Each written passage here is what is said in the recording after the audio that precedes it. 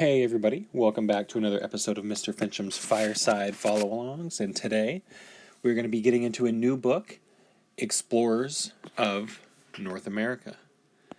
And on the cover of this book is Lewis and Clark. We're going to learn more about them in a little bit. Forgive me while I flip to the pages here. As always, we are going to review first the questions that go along with today's reading. And here is number 1, the reading and writing task. The text on page 9 says, Erikson set sail in search of new lands to explore. How was Columbus's goal different from Erikson's? So, Erikson is an explorer. So is Christopher Columbus. How is Columbus's goal? How is what he's after, what he's trying to do, how is that different from Erikson's? Okay, and then the second one, the text-to-self connection. Explorers usually name their discoveries after someone, like themselves, or something that is important to them. Imagine you set sail from the coast of Washington and discovered a new island. What would you name the island? And what kind of plants, animals, and other things like that would you find on it? And the extension. Why did John Cabot take such a different route from Columbus when he set out to find Asia? Use text evidence for your answer. There is also going to be a video on Vikings, so make sure you guys check that out in the newsletter. And we are going to begin, but first, find the truth. Here is a true or false question. Okay, well there's 2 of them actually, excuse me. Everything you are about to read is true, except for one of the sentences on this page. Which one is true? Christopher Columbus was the first European to set foot on North America? Or Spanish explorers searched for a city of gold? Which one is true? All right, forgive me for the loading screen, guys. So, explorers of North America, what makes up North America is Mexico, the United States, and Canada. That's going to be North America. So let's make it to page 5.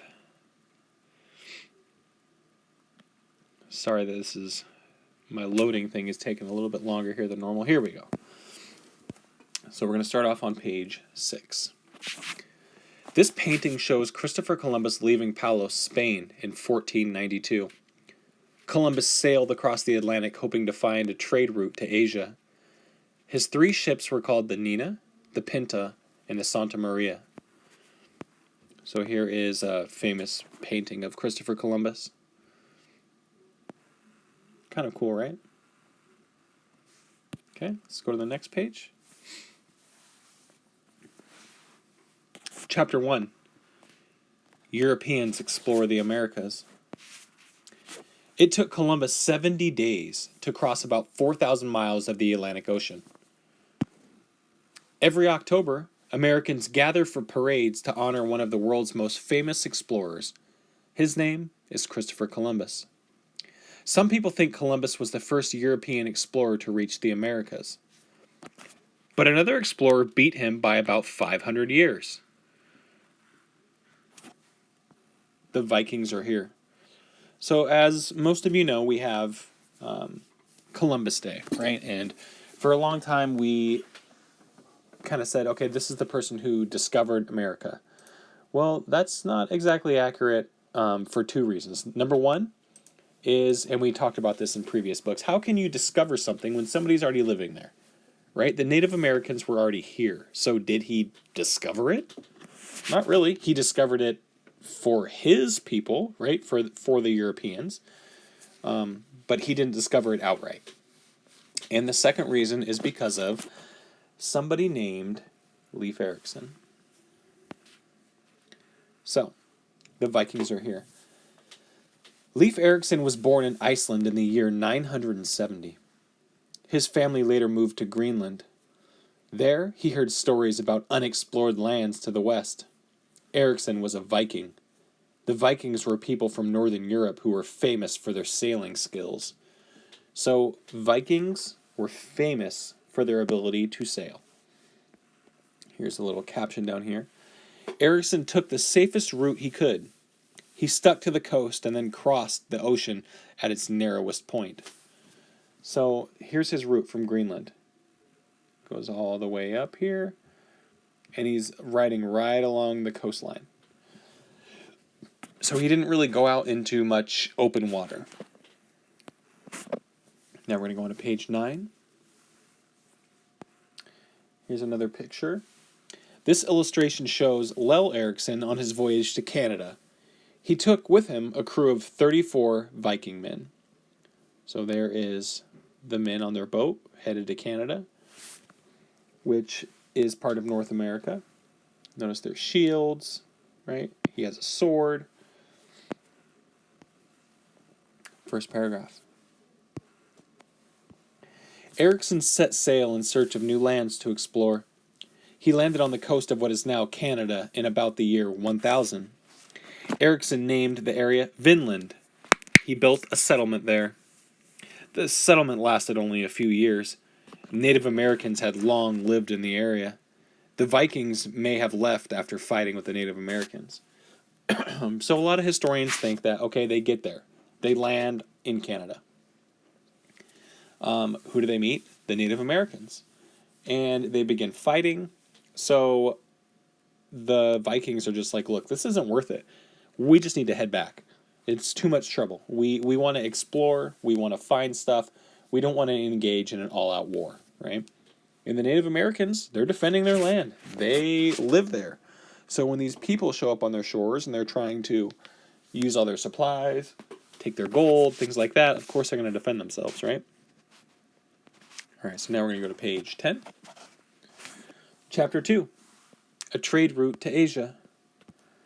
Traders used camels and other animals to carry goods from Asia to the Mediterranean Sea. In the 1400s, many European traders traveled to China and India. The Europeans bought silk and spices in Asia. They brought these goods back to Europe to sell. These are the ruins of the city in China that was along the Silk Road, or the trade route between Europe and China. So this is the destroyed city. Now we go to page 11. So here is another picture of the Silk Road to China, starting off in Venice.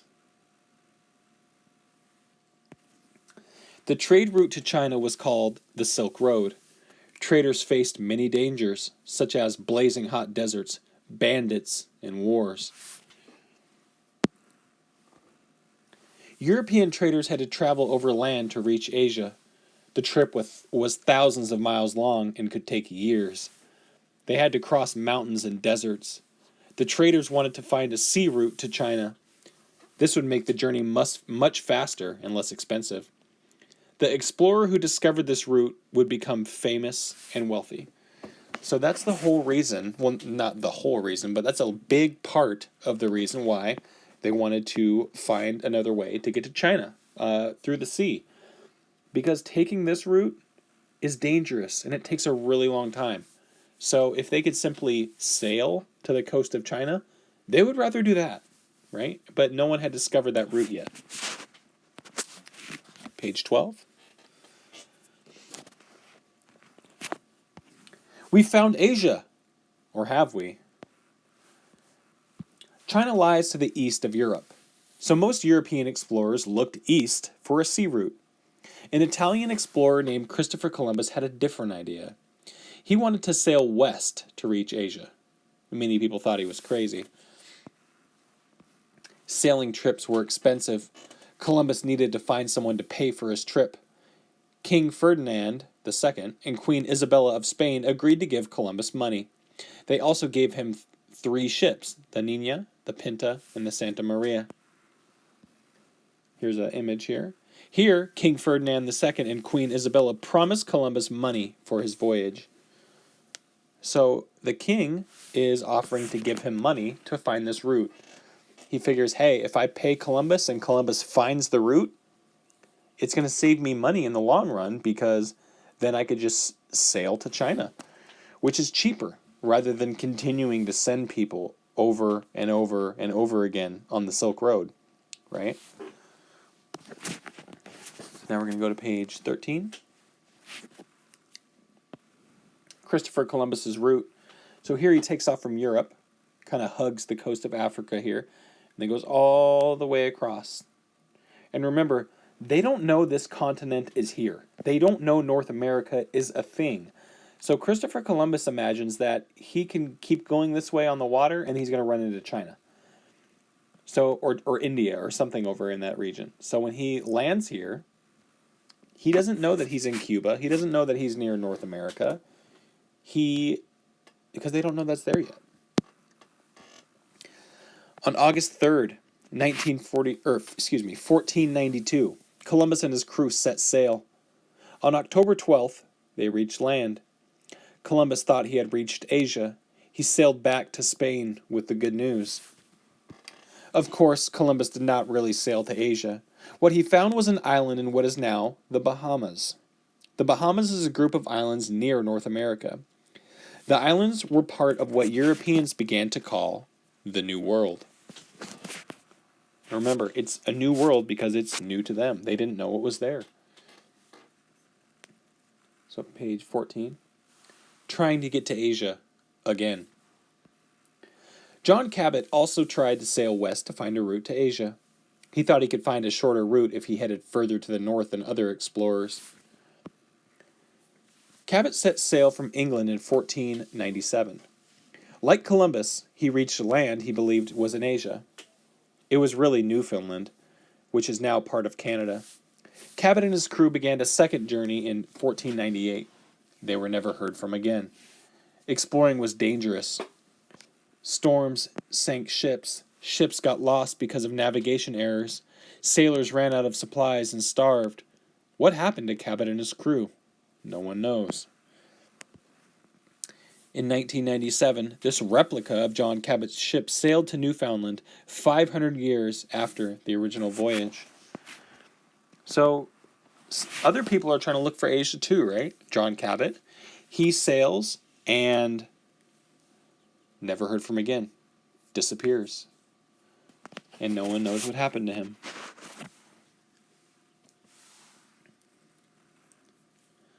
Remember, triumphs or troubles?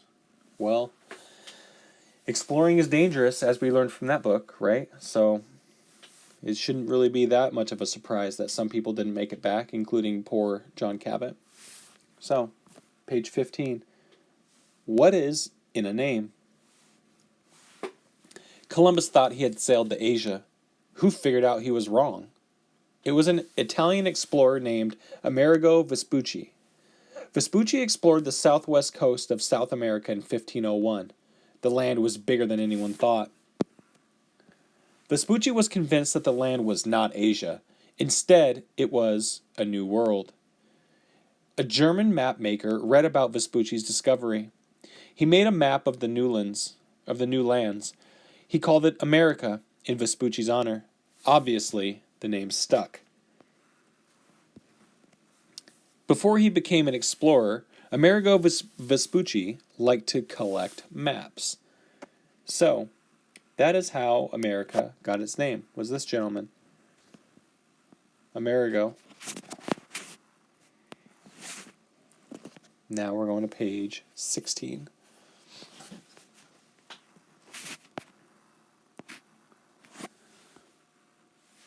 These are the ruins of the Aztec Emperor Montezuma's summer palace outside of Mexico City, Mexico. Montezuma died in a battle against Spanish invaders in 1520. So remember, we learned about Montezuma in a previous book, and here are the ruins of one of the palaces. Notice the carved stone here. Another one here, up here as well. And the last page for today is page 17. We're going to start on chapter 3, The Search for Gold. Mexico City is built on the ruins of the Aztec capital. By the 1500s, people in Spain were hearing tales of an amazing city in the Americas. The city's buildings were made of gold. Some called it El Dorado, the city of gold. Spanish explorers wanted to find this mythical city. So, we heard about El Dorado as well. There was a video on that, and there was a little bit about it in our book. But before we sign off for today, I'm going to reread the questions for you guys. Again, these are going to be found on your newsletter. And here is the first one, the reading and writing task. On page 9, the text on page 9 says, Erikson set sail in search of new lands to explore. How was Columbus's goal different from Erikson's? So, Erikson wanted to explore new lands. What was Columbus trying to do? How was the goal different from Erikson's? And the text-to-self connection. Explorers usually name their discoveries after someone, like themselves, or something that's important to them. Imagine you set sail from the coast of Washington and discovered a new island. What would you name this island, and what kind of things, like species of animals, plants, etc., would you find on it? So get creative with that one, guys. Create a new island and tell me about what lives on it. What did you name it? Where was it? And the extension. Why did John Cabot take such a different route from Columbus when he set out to find Asia? Use text evidence in your answer. And there is also a link to a video about Vikings that you guys should check out. So if you guys can't find it in the extra ELA videos section, just pop on the newsletter and check it out. Well, thank you for following along with me. That is going to be it for today. I will see you guys next time. Thank you for following along. Bye-bye.